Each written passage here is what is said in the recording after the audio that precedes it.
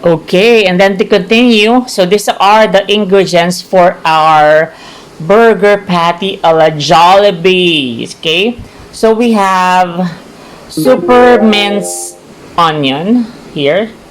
Okay, and then super minced. When I said super minced, you can you make sure it's the smallest that you can. So this for this garlic and onion, we had to use a food processor para pinong-pino siya kasi you don't want to see or to be able to bite yung mga pieces ng onion and garlic sa patty nyo. Alright?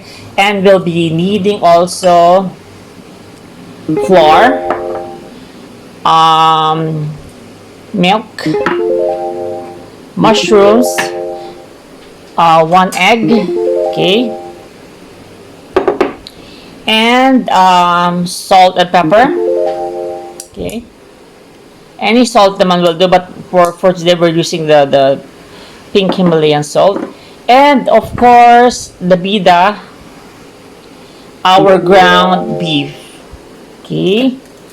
And make sure you have your measuring cup for the measurement. Obvious ba? So let's begin. I forgot to mention that we also need half a cup of breadcrumbs. Okay?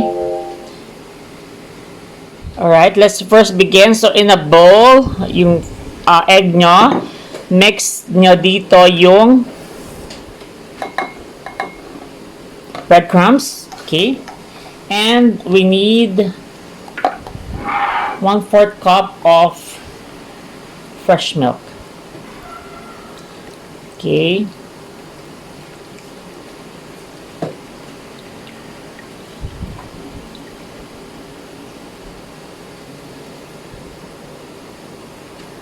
Just mix that until the breadcrumbs is really soft. So this is the consistency that you're looking for. We just mixed it. Make sure it's around 2 minutes to 3 minutes until mababad lang talaga yung breadcrumbs. That's what you're after. Para siyang oatmeal. Okay? You just mix it like so. Okay? Alright, and then we start mixing the garlic sa ating ground beef. All of it. Just put it sa ground beef na. Sinimutin natin. Sayang ang ingredients. Okay. That's done. And the onion.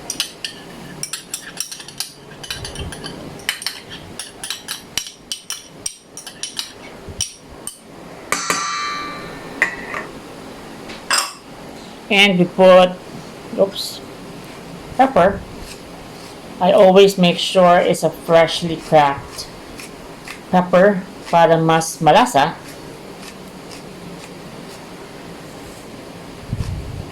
Okay.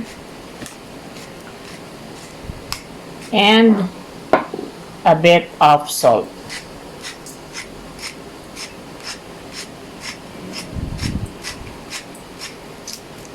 Shake, shake, shake. Combine nyo lang then yung mixture na ginawa natin kanina with the milk and egg sa ating ground beef. Alright. Let's just put that there. Set aside. And we start mixing the ground pork. The ground beef rather. Alright, so when it's all mixed, it should look like this. Ang consistency niya is dapat ganito. And then especially you work with a ground beef na medyo frozen or cold kasi kapag room temperature siya, ang pangit niyang gamitin. So nagme-melt siya, hindi siya magandang i-mold. Okay?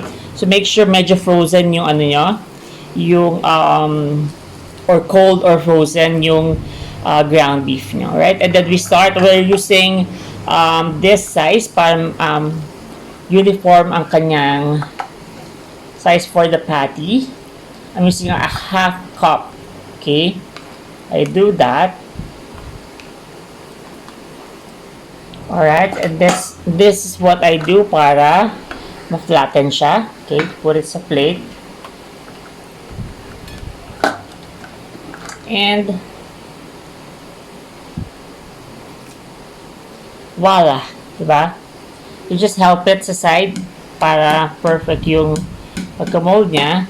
And you just complete it for the rest of the patty. Alright, so we're done making the patty. Nakagawa tayo ng 4 na patty for the 1/4 kilo of ground beef. And this time, we're gonna wrap it sa plastic para ilagay muna natin sa fridge for about an hour or 2 para lang maging frozen siya. Okay? Alright. So, let's start frying the patty. Kailangan tayo ng mga 2 teaspoon ng olive oil. Okay? There you go. Alright. The pan is hot na. Now, we start putting yung cold natin na patty. Okay? You want to hear that sizzling sound. Okay? 2 at a time lang ang ating gagawin para hindi ma-reduce yung temperature ng pan natin. Okay? So, medyo makapal ang ating patty. So, that will probably take 3 to 4 minutes per side. So, let's close it. Okay? So, after 2 minutes, let's just check ang itsura ng ating patty. Bango. Hindi pa ready. Let's not disturb it. Alright, so after 3 minutes, let's flip it. Yan. So, that's the color I want to achieve.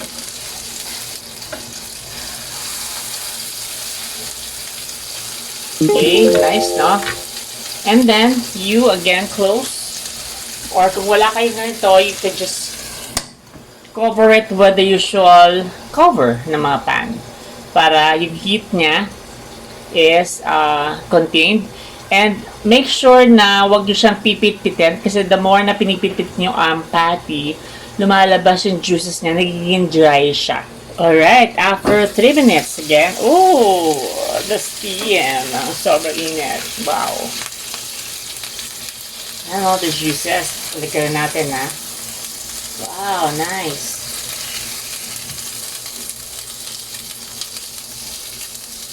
Sobrang nice siya. Then later on, when we make the sauce, dito rin natin siya gagawin.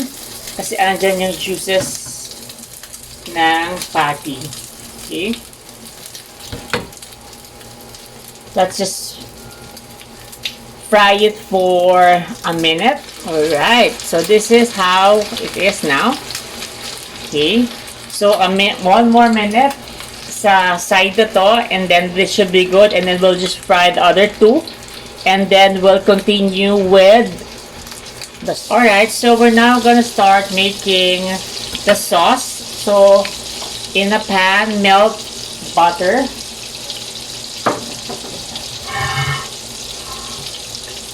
And put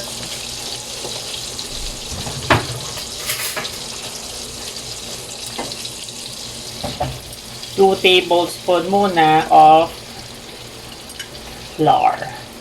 Okay? And then mix it. Okay, make sure may naka-ready kayong water next to you.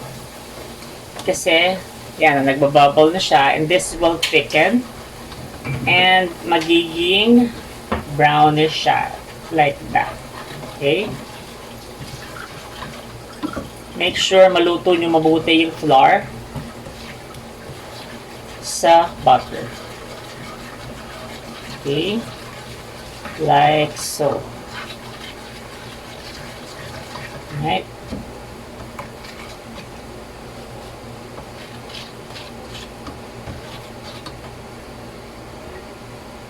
ay dagdag ko ng konti ng flour.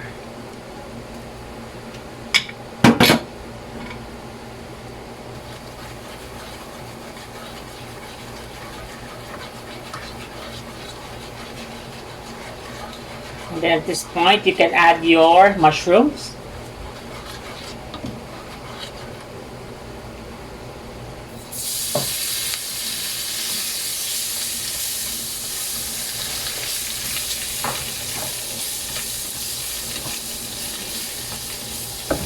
Again, we're making the sauce for the burger patty.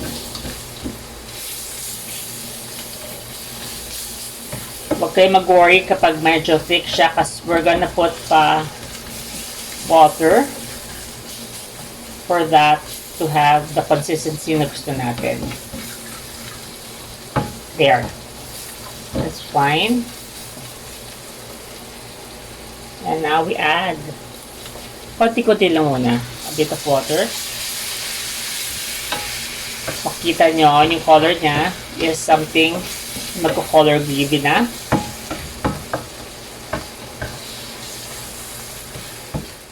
Alright, so this is how it looks like now. And then you add 1 tablespoon of soy sauce.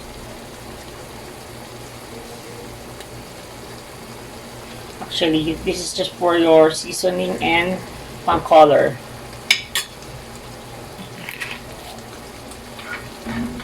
Then we add a bit of pepper.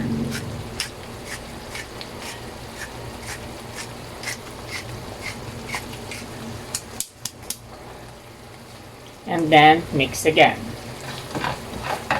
Medyo thick na yung sauce. Pag nakikita nyo medyo thick na siya, you can add water.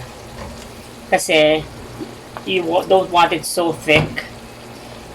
Diba? There. That's the consistency na gusto ko.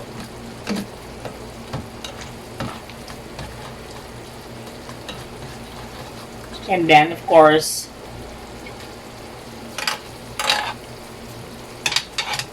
you mix well. And you taste. Okay? And this is done. Okay, nakakuha ko sa lasa niya. That's last taste before I turn off the heat.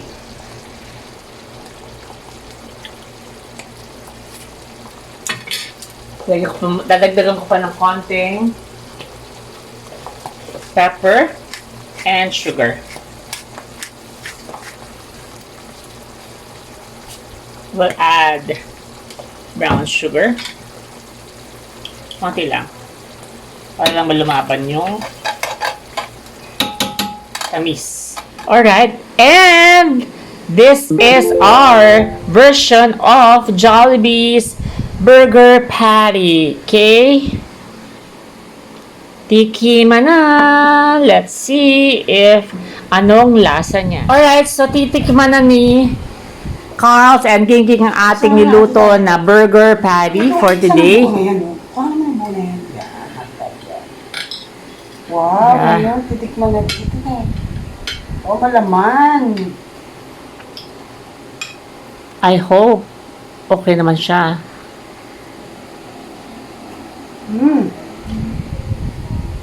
Pwede siya pang kanin. Kaya rin naman siya. Sarap. Okay naman siya, Kuya. Okay. So that's it for our vlog today. Let them enjoy the burger patty. Oh, yummy. Don't forget to subscribe and like this video. Bye!